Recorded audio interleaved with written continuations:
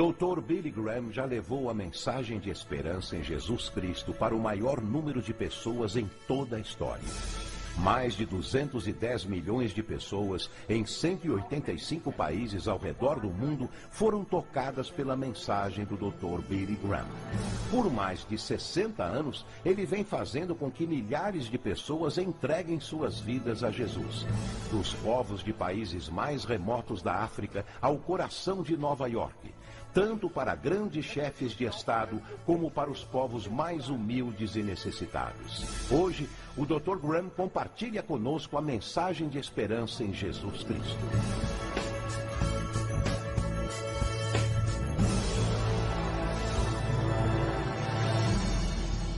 Há alguns anos atrás, 2 filmes britânicos receberam o Oscar da Academia de melhor filme do seu respectivo ano. E ambos foram a respeito de 2 homens. Um foi Eric Liddell e o outro foi Gandhi.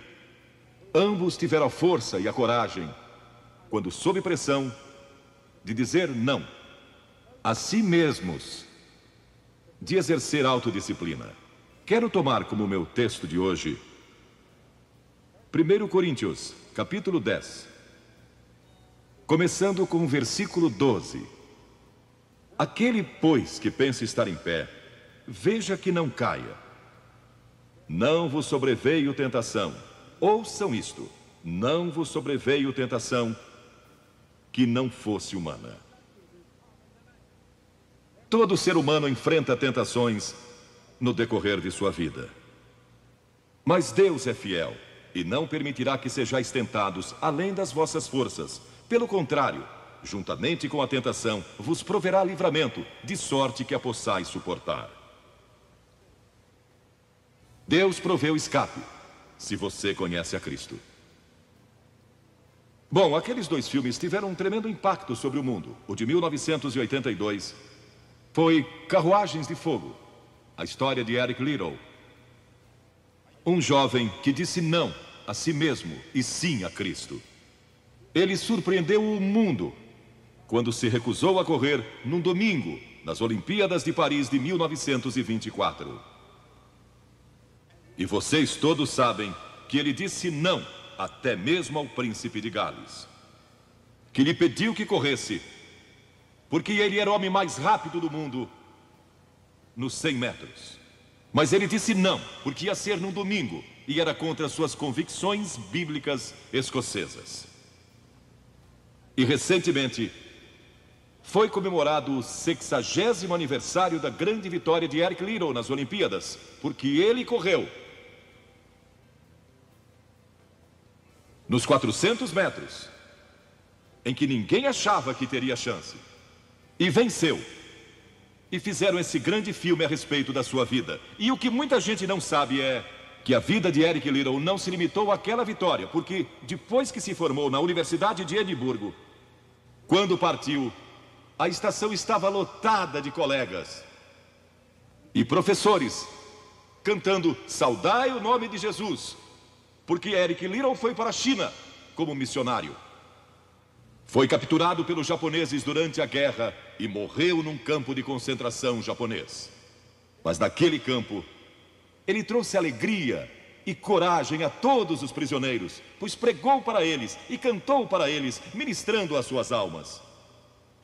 E ouvi dizer que estão preparando um outro filme, mostrando sua vida ali, porque ele teve coragem de dizer não.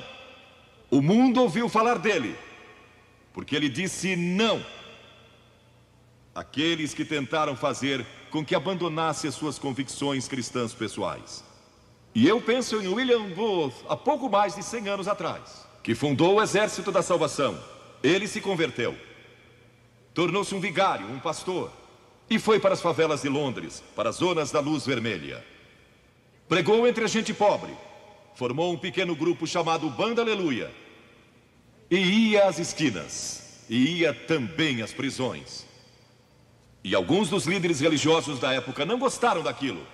E assim ele foi chamado diante de uma conferência de líderes religiosos e disseram: William Booth, você vai pregar onde nós o mandarmos, senão será excomungado.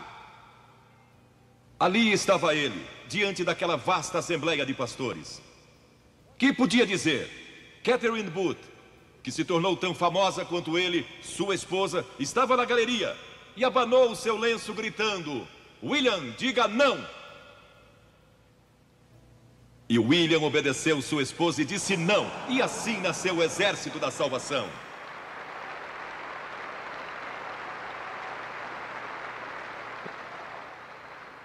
Lemos muitas histórias na Bíblia a respeito de jovens que disseram não e mudaram o curso da história. A primeira que quero mencionar, talvez nunca tenham ouvido falar. Seu nome foi Vasti e foi rainha da Pérsia. A esposa de Assuero, que reinou desde a Índia até a Etiópia. Pensem em todo o petróleo que ele tinha e provavelmente nem sabia. Um dos monarcas mais ricos que já viveu. E ele deu uma grande festa que durou muitos dias. No fim, provavelmente já bêbado, ele ordenou que sua esposa Vasti viesse e ali dançasse para todos os seus convidados. E ela assombrou aquele grupo de líderes mundiais. Ao se recusar, ela disse não. Eu não vou expor o meu corpo para esses homens. Ele mandou outra mensagem, ameaçando que ela deixaria de ser rainha e perderia seus confortos e bens materiais e toda a sua fama. Mas a sua resposta foi a mesma: não. E ela mudou a história, porque foi deposta como rainha. Nada mais sabemos. Mas por causa dela, Esther se tornou rainha e o povo judeu foi salvo. E até o dia de hoje, o povo judeu celebra um grande feriado, porque uma mulher disse não e abriu a porta para a salvação do povo judeu, porque havia um homem como Hitler, e era o primeiro-ministro do país, decidido a destruir e aniquilar os judeus. Agora, a Bíblia tem muito a dizer a respeito de sensualidade e lascívia e depravação. A palavra lascívia significa a tendência de incitar desejos sensuais. Sensualidade significa o apelo proposital aos sentidos físicos para satisfação pessoal. Talvez lendo um livro pornográfico ou assistindo um filme impróprio. A Bíblia diz que devemos nos abster das paixões carnais, da sensualidade, que fazem guerra contra a alma. Elas estão em guerra contra a sua alma e seu espírito. E a Bíblia diz que devemos nos abster delas, ficar longe delas. E então a Bíblia usa outra palavra, réprobo. Agora, isso se refere a pessoas totalmente depravadas, de consciências mortas ou cauterizadas, não sabem mais corar, perderam a capacidade de discernir entre o bem e o mal. E em Romanos 1:28 lemos: e por haverem desprezado o conhecimento de Deus, o próprio Deus os entregou a uma disposição mental reprovável para praticarem coisas inconvenientes. Ou seja, Deus desistiu deles dizendo: vão em frente. Gozem toda a depravação e toda a sensualidade que quiserem, não vou perturbá-los. Ainda não. Mas saibam que seus pecados os acharão e prestarão contas no dia do juízo. E Paulo, escrevendo ao jovem Timóteo, disse: também estes resistem à verdade, homens de todo corrompidos, réprobos quanto à fé. Em outras palavras, rejeitaram a Cristo por tanto tempo que suas consciências se cauterizaram e seus corações se endureceram. E mesmo que o Espírito de Deus lhes fale, eles não podem ouvir. É por isso que é importante que você aceite a Cristo quando é jovem. É importante que venha a Cristo agora. Se o Espírito de Deus está falando com você, entregue a sua vida a Cristo. Porque o dia pode chegar em que a sua consciência esteja morta e você não possa mais ouvir a voz de Deus. Ela disse não. Mas Vasti, você vai perder o trono, vai perder suas riquezas, pode até perder sua vida. Ela disse: minha resposta é não. Qual é sua resposta hoje àquelas coisas que são erradas?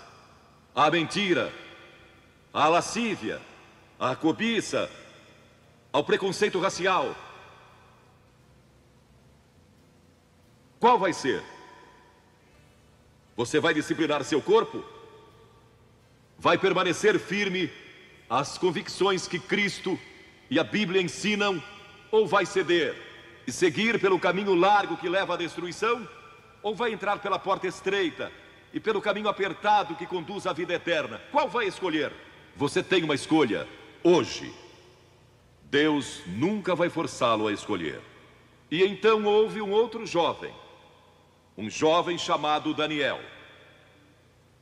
E a Bíblia diz que Daniel resolveu em seu coração que não se contaminaria com as finas iguarias do rei, nem com o vinho que ele bebia. Agora, Daniel era um jovem que tinha um propósito. Ele havia sido capturado em Jerusalém. Quando o exército de Nabucodonosor invadiu a cidade, ele foi capturado e levado através de milhares e milhares de quilômetros à Babilônia. A quase 3.000 quilômetros de sua própria terra, sem aviões nem automóveis. Eram semanas de viagem. Mas ele estava resolvido a servir a Deus, e não devia ter mais de 12 ou 15 anos de idade. E Nabucodonosor, o grande rei, levara cativos de Jerusalém para a Babilônia, e ordenou que aqueles jovens, em quem não havia defeito, de boa aparência, instruídos em toda a sabedoria, fossem ensinados em sua corte, para que ele pudesse usá-los. Ele queria usar aqueles jovens judeus, porque sabia que eles tinham um dom especial. E durante o período de treinamento, mandou que lhes dessem os melhores vinhos e as mais finas iguarias, e todos os confortos disponíveis na corte de Nabucodonosor. Mas Daniel disse: não, não quero o vinho do rei, e não quero as iguarias do rei. Quero dormir no chão, não numa cama de penas. Quero viver uma vida simples e também disciplinada. Que diferença dos que mal podem esperar pelo dia em que possam sair de casa e se divertir. Mas não Daniel. Daniel estava longe de casa e ninguém saberia se ele fizesse algumas dessas coisas. Ninguém saberia se ele tivesse uma namorada e dormisse com ela, ou se embebedasse com o melhor vinho do rei. Ninguém saberia lá em Jerusalém, e ele poderia ter se tornado muito popular. Mas esse primeiro não, quando jovem, preparou-o para o grande não, quando era primeiro-ministro da Babilônia. E foi lançado na cova dos leões, porque não abandonou sua fé em Deus. Nós nos contaminamos ao comer demais, ou ao nos embebedarmos, ou ao tomar drogas, ou gastando tempo demais assistindo televisão, ou indo aos cinemas. Jesus declarou em Lucas capítulo 21: acautelai-vos, para que nunca vos suceda que os vossos corações fiquem sobrecarregados com as consequências da orgia e das preocupações deste mundo, e para que aquele dia não venha sobre vós repentinamente. O apóstolo Paulo disse: não disponhais para a carne no tocante às suas concupiscências. E Pedro disse: porque basta o tempo decorrido para terdes executado a vontade dos gentios, tendo andado em dissoluções, concupiscências e em detestáveis idolatrias. A Bíblia diz que devemos disciplinar nossas mentes e também nossos corpos, e disciplinar o coração pela nossa fé em Cristo. E então houve outro jovem chamado José, que foi vendido para o Egito pelos seus irmãos e se tornou escravo de um homem chamado Potifar. E Potifar tinha uma linda esposa, e José era forte e bonito. E em Gênesis, no capítulo 39, se quiserem ler a história, lemos a respeito da tentação de José. A esposa de Potifar se apaixonou por José, porque José se tornou mordomo de toda a casa de Potifar, cuidando dos seus negócios. E ela viu aquele belo jovem, viril e de boa aparência, andando pela casa e pelo jardim, cuidando dos negócios todos os dias, e ela o cobiçou. E disse: deita-te comigo. Ele disse: não. E acrescentou: não posso fazer isso ao meu senhor, que me confiou tudo o que tem, exceto sua esposa. Não posso pecar contra Deus, o Deus dos meus pais. Ele estava longe de casa, lá no Egito, quem saberia?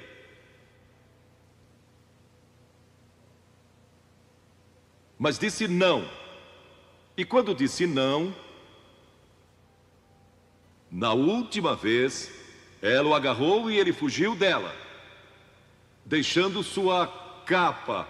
E ela começou a gritar, chamando os servos e dizendo: ele tentou me violentar. O que não era verdade.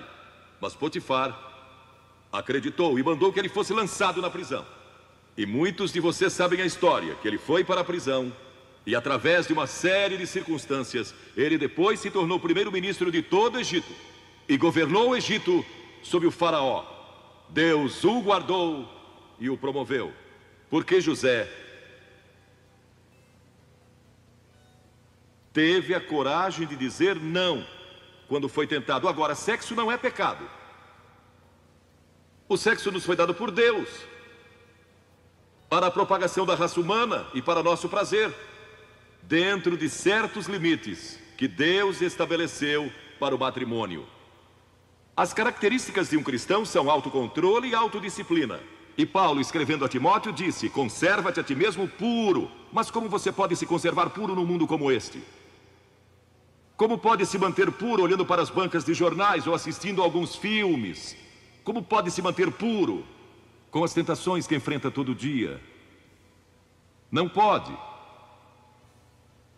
de modo algum,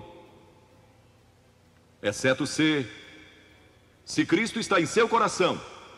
Ele lhe dará força e o poder, porque nenhuma tentação lhe sobrevirá que Cristo não lhe ofereça o meio de escape. Entregue sua vida a Cristo hoje, deixe que Ele controle a sua vida, deixe Ele ser Senhor de sua vida, deixe que Ele controle essa área de sua vida, sua mente, seu corpo e sua vida sexual. Deixe que Ele tome conta dela. E lemos a respeito de um outro jovem chamado Moisés. Em geral pensamos em Moisés como um homem velho, de barba, mas foi na juventude que ele tomou a decisão que o levou à grandeza. Porque a Escritura diz: pela fé Moisés, quando homem, talvez 17 ou 18 anos de idade, recusou ser chamado filho da filha do faraó. Recusou. Ele fez uma escolha, preferindo ser maltratado junto com o povo de Deus, a usufruir prazeres transitórios do pecado. Agora, observe que ele estava no Egito. Era filho da filha de faraó, herdeiro do trono do Egito. E talvez seria o próximo faraó. Mas ele fez uma escolha, porque sabia que seu povo, o povo de Israel, era escravo dos egípcios. E ele teve que tomar uma decisão no auge da sua glória. E no auge de tudo o que lhe foi oferecido. E ele disse não a faraó. Não vou ser seu filho, prefiro sofrer e morrer com o meu povo e servir o Deus vivo e verdadeiro. E foi exatamente o que ele fez. E conhecemos Moisés hoje como um dos grandes homens da história.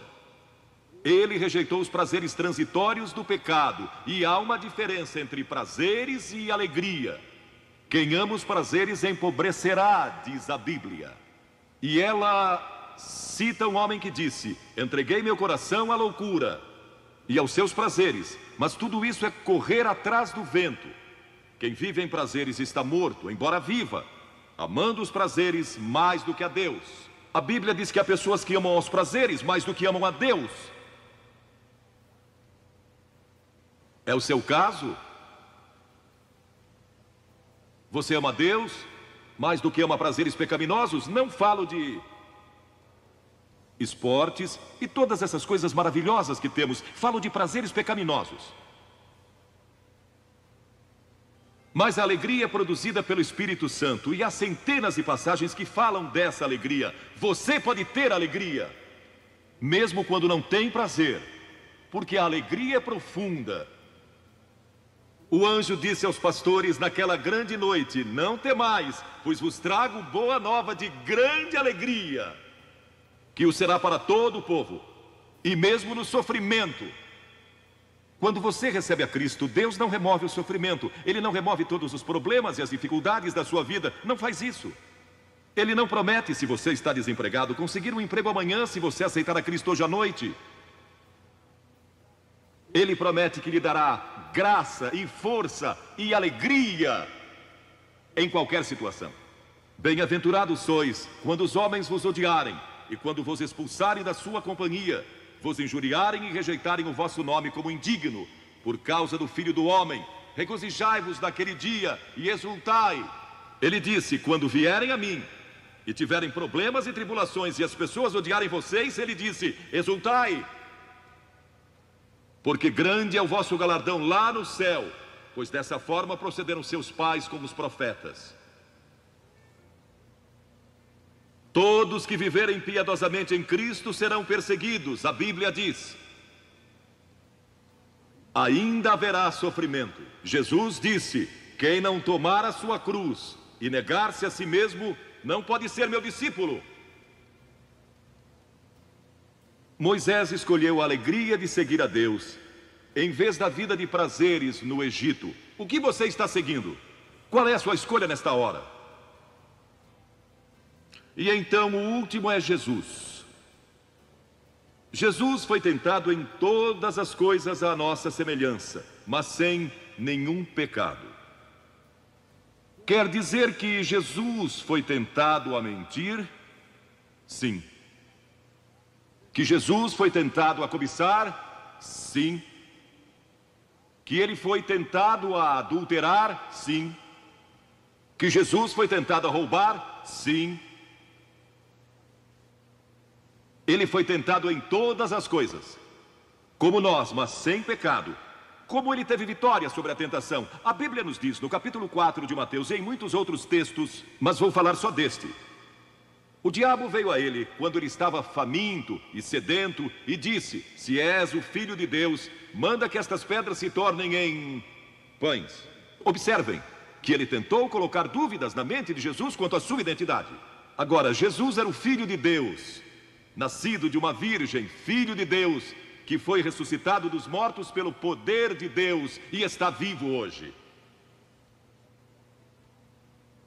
Mas o diabo pôs dúvidas em sua mente. Ele estava fraco e cansado e faminto, um ser humano. Ele não enfrentou o diabo como Filho de Deus, enfrentou-o como homem. E ele sempre respondeu citando as Escrituras. É por isso que você deve decorar as Escrituras. Nem só de pão viverá o homem, mas de toda palavra que procede da boca de Deus. Jesus disse que há uma coisa que é mais importante que a comida, e sexo, e coisas materiais. É sua vida espiritual. E então ele disse: se tu és o Filho de Deus, atira-te abaixo, porque está escrito: aos seus anjos ordenará a teu respeito que te guardem, para não tropeçares. E Jesus de novo respondeu: está escrito, não tentarás o Senhor teu Deus. E então o diabo levou a um alto monte e lhe mostrou todo o futuro do mundo, todos os reinos que ainda estavam por vir. E lhe disse: se dobrares o teu joelho e me adorares, eu te darei todos os reinos do mundo e sua glória. Jesus não argumentou se ele podia fazer isso. O diabo pode dar-lhe qualquer coisa. Alguns de vocês estão vendendo as suas almas por nada, coisa sem valor. A Jesus ele ofereceu o mundo todo, mas ele sabia que a cruz estava esperando por ele, e o único meio de salvação para o mundo era a cruz. Se tivesse obedecido o diabo, nós nunca teríamos tido a oportunidade de sermos salvos e perdoados. Jesus teria tomado um atalho e nós estaríamos perdidos. Mas Jesus disse: está escrito, ou melhor, começou dizendo: retira-te, Satanás, porque está escrito: ao Senhor teu Deus adorarás e só a Ele darás culto. E assim o diabo deixou, e anjos vieram e o serviram. Observe como Jesus enfrentou o diabo ao ser tentado. Primeiro, ele citou as Escrituras. Segundo, ele estava cheio do Espírito Santo. E terceiro, estava na vontade de Deus. Você está disposto a dizer não às tentações do diabo? Está? Pense nisso. E está disposto a dizer sim às declarações de Cristo, de que Ele é Filho de Deus e quer que Ele entre em seu coração e perdoe seus pecados, salvando? Eu sei, muitos de vocês foram batizados e confirmados. A maioria de vocês talvez sejam membros de uma igreja, ou se identificam com uma igreja, ou talvez vão à igreja 2 ou 3 vezes ao ano. Não sei se fazem isso ou não, mas sei que muitos o fazem. Mas não podem declarar aqui hoje: eu sei que meus pecados foram perdoados, eu sei que vou para o céu. Deus está disposto a perdoar todo o seu passado hoje por causa da cruz. Deus está disposto a dizer: eu perdoo você, porque Ele ama você. E Deus se interessa por você como se você fosse a única pessoa em todo o mundo. E você pode recebê-lo nesta noite. Você diz: o que preciso fazer? Primeiro, deve estar pronto a se arrepender dos seus pecados. O primeiro sermão de Jesus foi sobre arrependimento. E a palavra arrependimento significa mudança, mudar suas ideias, mudar seu estilo de vida. Deixar que Cristo entre e o ajude a mudar. Está pronto a fazer isso? Não pode mudar por si mesmo. Mas Ele o ajudará a mudar. Não que você será perfeito. Significa que vai dar à sua vida uma nova direção.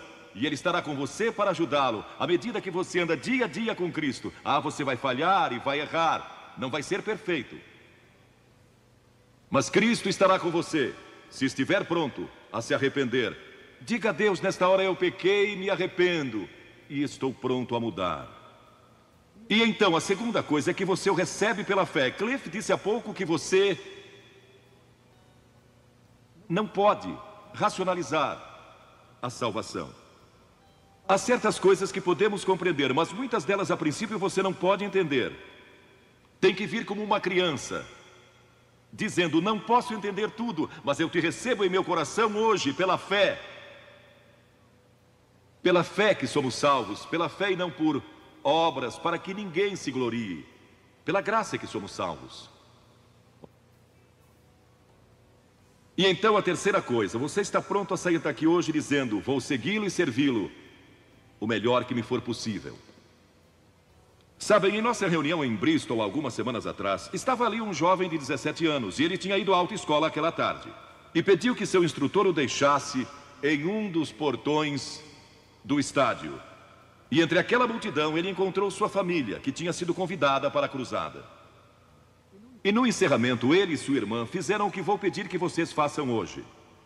Vieram à frente e ficaram diante da plataforma, indicando que estavam entregando suas vidas a Cristo. Uma semana depois, esse rapaz de 17 anos morreu num acidente num túnel que desmoronou. Talvez vocês até tenham lido nos jornais. Ele disse sim a Cristo, nunca imaginando que em poucos dias ele estaria indo ao céu. E nós o veremos lá outra vez. Você sabe para onde iria se isso acontecesse com você? Certifique-se antes de sair daqui. Vou pedir que saiam dos seus lugares agora, centenas de vocês, talvez milhares até, e venham e fiquem aqui na frente, calmamente e reverentemente, dizendo ao vir: eu me arrependo dos meus pecados, quero receber a Cristo em meu coração, quero saber que fui perdoado e que um dia vou para o céu, quero esta nova vida.